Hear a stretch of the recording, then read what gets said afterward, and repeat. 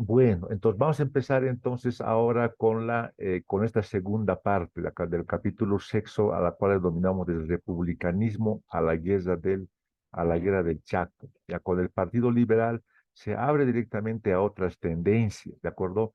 Pero nomás esas tendencias están definidas por lo que sucede en el ámbito material, el dominio de la gran minería, el dominio de Patiño, Hochschild, Aramayo, ¿no? Que son los que controla directamente la producción minera en este país, ¿de acuerdo?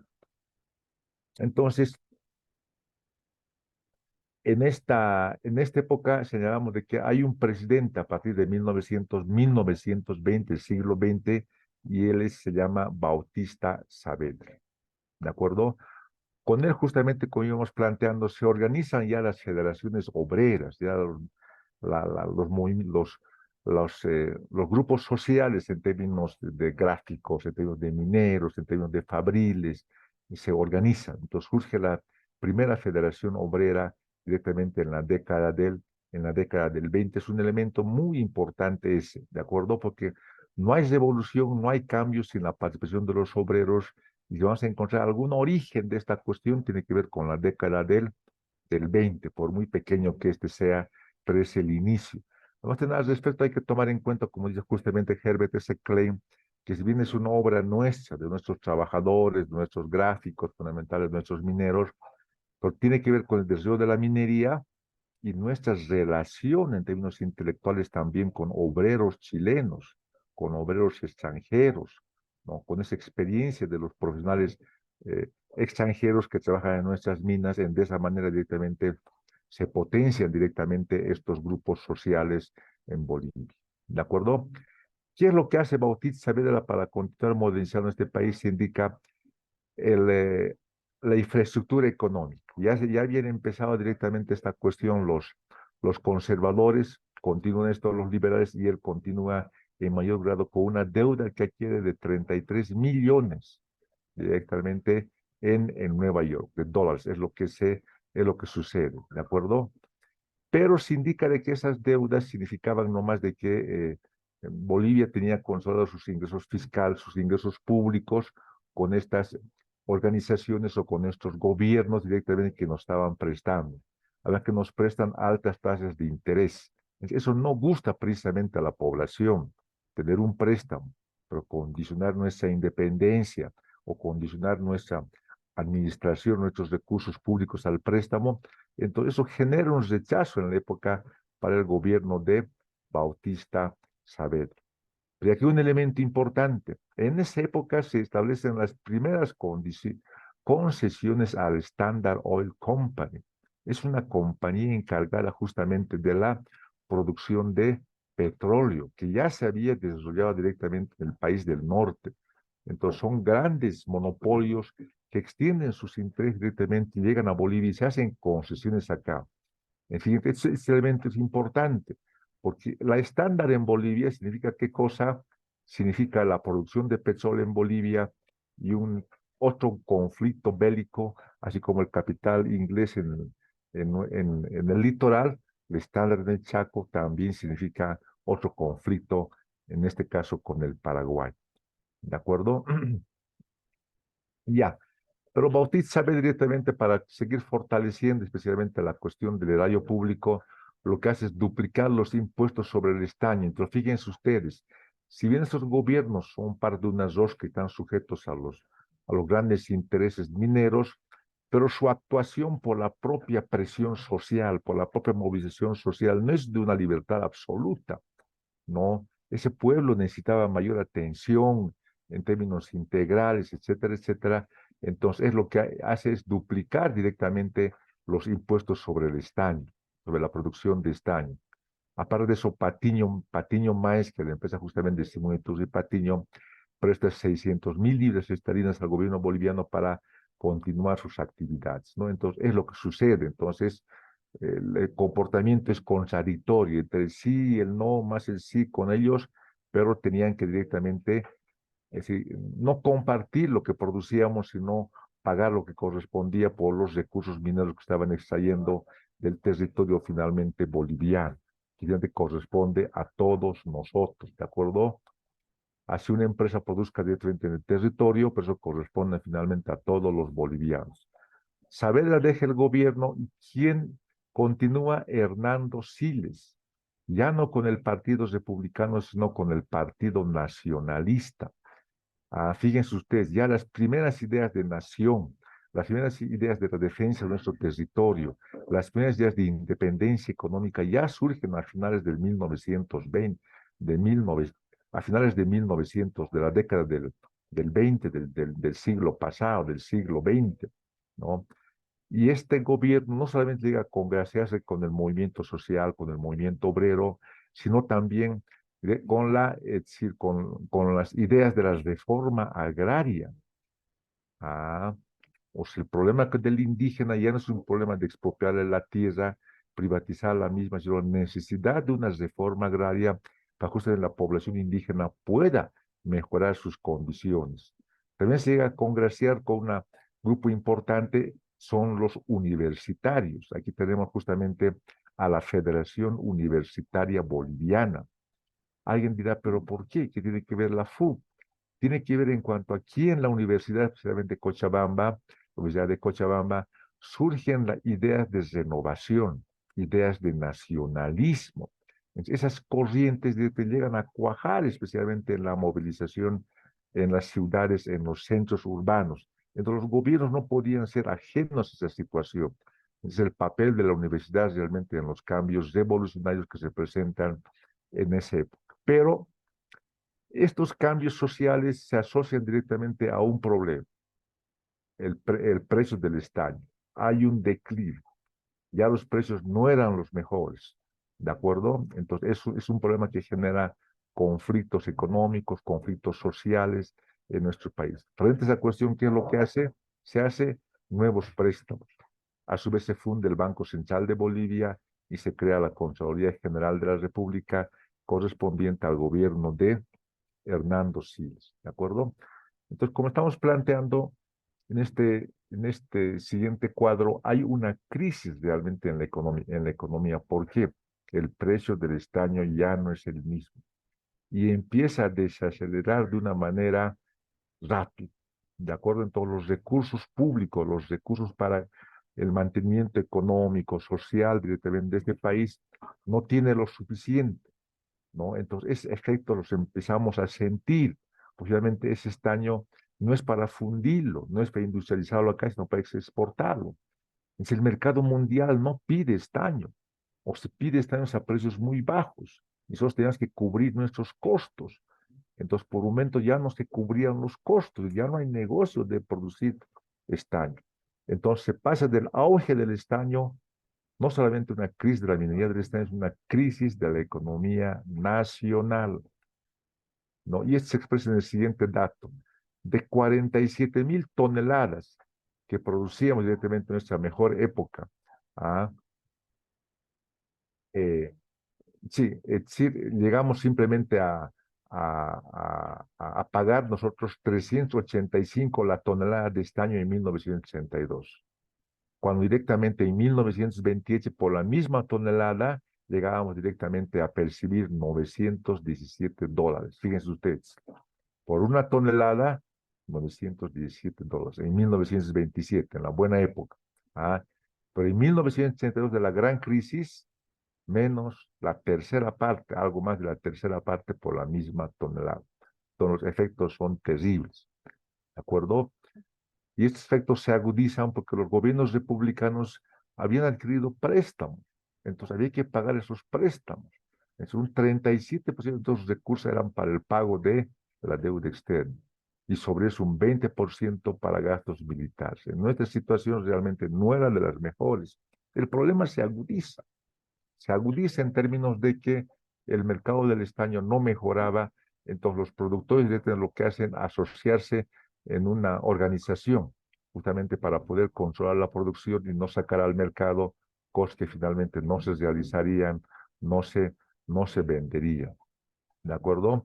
Entonces hay un control directamente de la producción del estaño en el mundo, ¿no? Eso para estabilizar el precio, que el mismo señal empieza a recuperarse en los años 1933 no en cuanto nos quedamos de brazos cruzados, sino en cuanto dejamos de producir. Ya no había que lanzar más al mundo porque el precio estaba disminuyendo de una manera exagerada. Dejamos de producir o tenemos directamente solamente cuotas muy restringidas, entonces el precio empieza a recuperarse. ¿De acuerdo?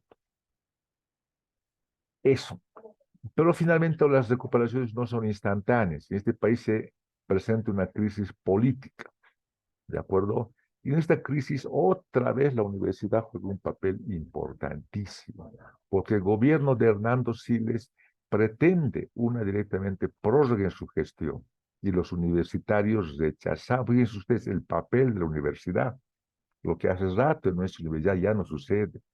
¿No? A nuestra universidad, ¿a qué se dedica? Se dedica sí a estudiar, de acuerdo a leer mucho, pero andamos un tanto desvinculados de lo que pasa a nivel nacional. Bueno, todo tiene sus épocas, ¿de acuerdo? No hay que ver eso como algo malo, todo es cíclico, ¿de acuerdo?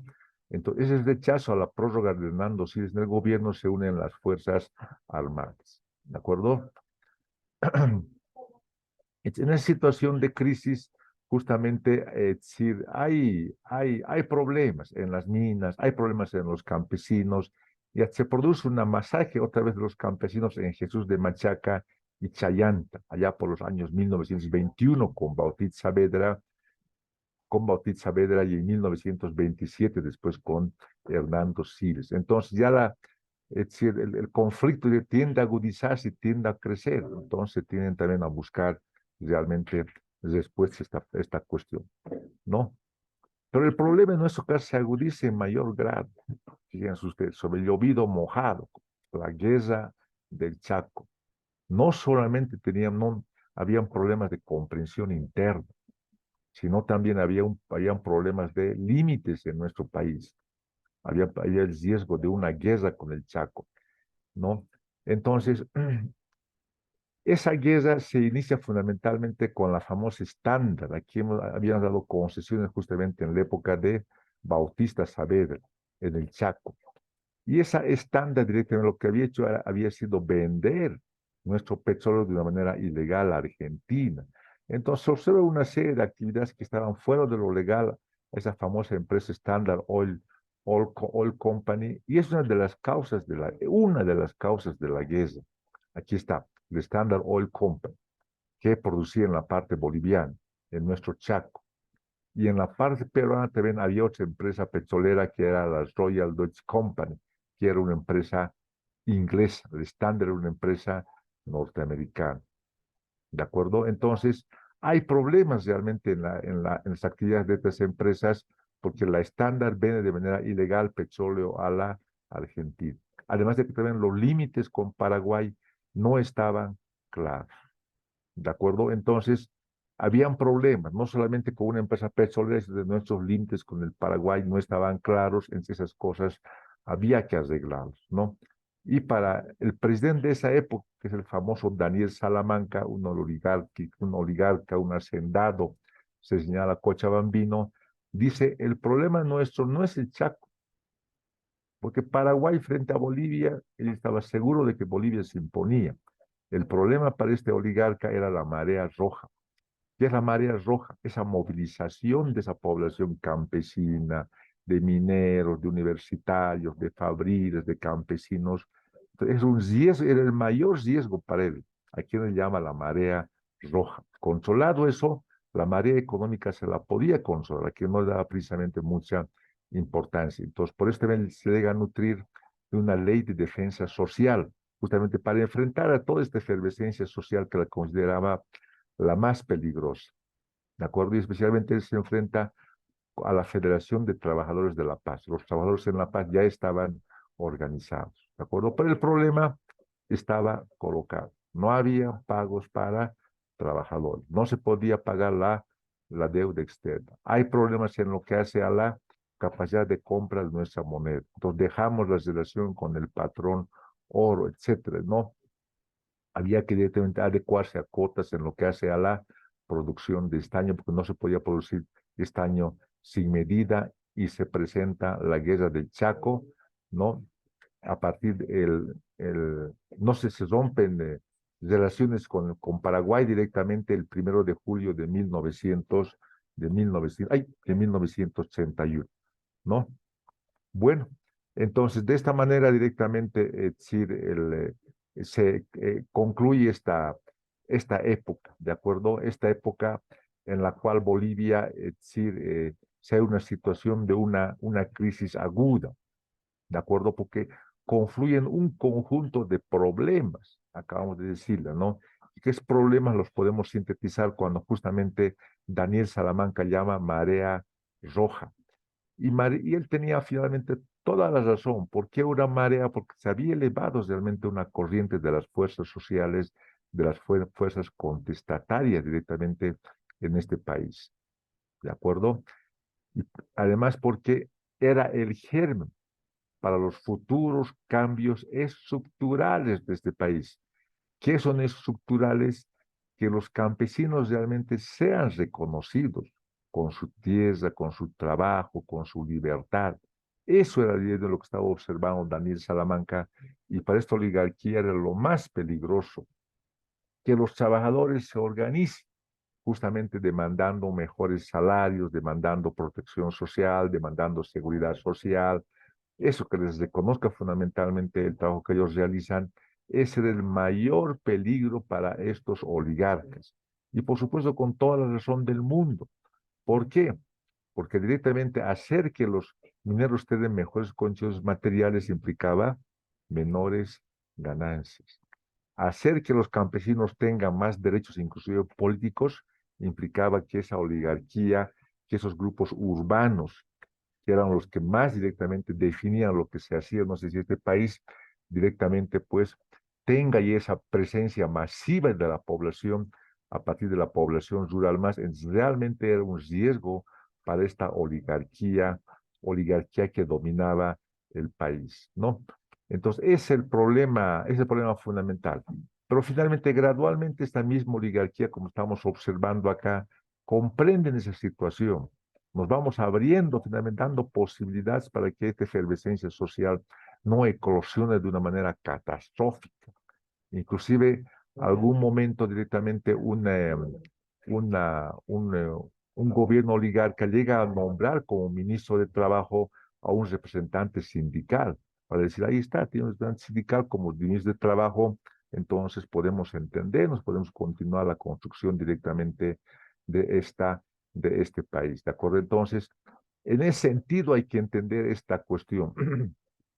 Entonces, por mucho poder económico, minero, en el caso de ganancias se tenga, finalmente, sociedad, país, tiene que ver con la correlación de fuerzas, ¿de acuerdo? Y esas cosas se las tiene que arreglar aquí y en cualquier parte del mundo.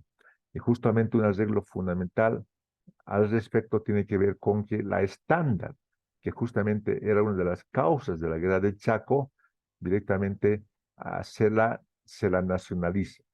O sea, todos los bienes, las instalaciones y que el estándar tenía directamente Chaco se nacionalizan en el año 1937. ¿Qué quiere decir esto? Que pasan directamente a poder del Estado. Es el Estado directamente el que se encarga directamente del manejo de la economía. Fíjense, y este elemento es muy, muy, muy importante, porque según el pensamiento de los liberales, según el pensamiento de los oligarcas, la economía solo podía estar en manos del capital privado. Y el Estado, todo lo que tenía que hacer era generar las mejores condiciones para que ese capital privado pueda desenvolverse, ¿de acuerdo? En todo sentido.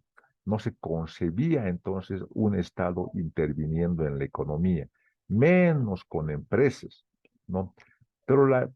Si bien es el discurso, si bien es la tendencia, pero la realidad material demanda cambios. El estándar directamente había hecho acciones contra directamente los contratos establecidos con esa empresa y contra la legislación boliviana. Entonces el gobierno se siente obligado a nacionalizar e intervenir, y se crea justamente en esta época yacimientos petrolíferos fiscales bolivianos. Este elemento es muy importante. ¿Por qué es muy importante? Porque a partir de esa época ya se muestra de que la economía no solamente podía estar en manos del capital privado y de los potentados, también el Estado podía intervenir con empresas económicas. ¿Y con qué empresa empieza a intervenir? Es con una de las empresas puntales en lo que hace a la producción económica boliviana, que tiene que ver con la producción del petróleo para esa época. Hoy en día es el gas, ¿no? Es una empresa directamente a quien se la denomina yacimientos petrolíferos fiscales bolivianos. Pero ¿qué significa esto? Tiene un profundo significado. No solamente significa de que directamente el Estado intervenga en la economía, sino significa que ese Estado ya tiene acceso a los excedentes. Ese petróleo se vende. Entonces, nosotros tenemos a disposición una mayor cantidad de dólares, porque los empresarios privados solamente pagan impuestos. En este caso, el Estado tiene directamente el producto de su trabajo en lo que hace la producción petrolera. Y ese producto, ese trabajo que se concentra en el Estado, posibilita directamente generar, así sea mínimas, mejores condiciones para el conjunto de la población boliviana, con dinero que no es de ayuda, con dinero que no es de préstamos, sino dinero generado por las propias actividades económicas. ¿De acuerdo? Entonces, eso es fundamental. Entonces, eso nomás significa el inicio de la independencia económica en este país el año 1937. Entonces, de esa manera también se crean las condiciones materiales para que el Estado ya empiece a intervenir en la economía, no como un mandato, no como una idea, no como una demanda de los universitarios, sino como una realidad social, algo que la realidad misma, que es compleja, como dice Herbert S. Klein, estaba demandando. Realidad donde existen problemas económicos, sociales, políticos, ideológicos, confrontaciones, masacres, todas esas cosas confluyen en que se tenían que plantear respuestas. Y una de las respuestas puntales justamente tiene que ver con la creación de yacimientos petrolíferos fiscales bolivianos. ¿De acuerdo? Entonces, de esa manera directamente, es decir, estaríamos concluyendo esta segunda parte que tiene que ver con la experiencia directamente de los oligarcas del estaño directamente hasta los inicios de la guerra del Chaco. ¿Está bien, señorita?